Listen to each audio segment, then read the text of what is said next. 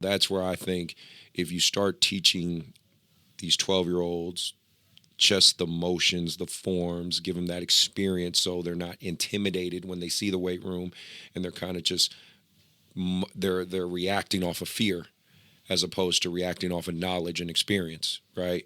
I think that all plays a factor. Because again, if I got, let's say, a 12-year-old who's, kind of on the smaller side, super underdeveloped, not really genetically, a freak or anything like that. Nah, we're just gonna do simple body weight workouts. Body weight squats, some push ups, some sit ups. Some different stretches, maybe some resistance bands work. But let's say I got a 12-year-old who's like, you know, super jacked or whatever. Okay, I might introduce some dumbbell work to you, some kettlebell work.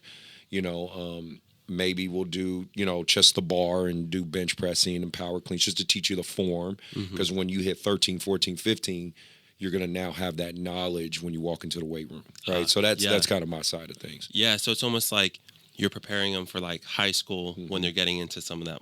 Yeah. Right. And I think like that kind of idea of preparation is so important. And it's actually interesting because like personally, like I have an Olympic weightlifting background. Yeah. And if you read a lot of like the old like Russian Soviet weightlifters and like their texts and like what they recommend is they recommend their athletes start like gymnastics and body weight, like swimming, Yeah. parkour. Swimming is great. Yeah. Right? Because it's like a completely different use of your body. Yeah. But like gymnastics is also because you're just gaining like tactile strength and stuff like that. So like I would almost put that into my category of training for my athletes from like 0 to 5, 6. All right. Like that.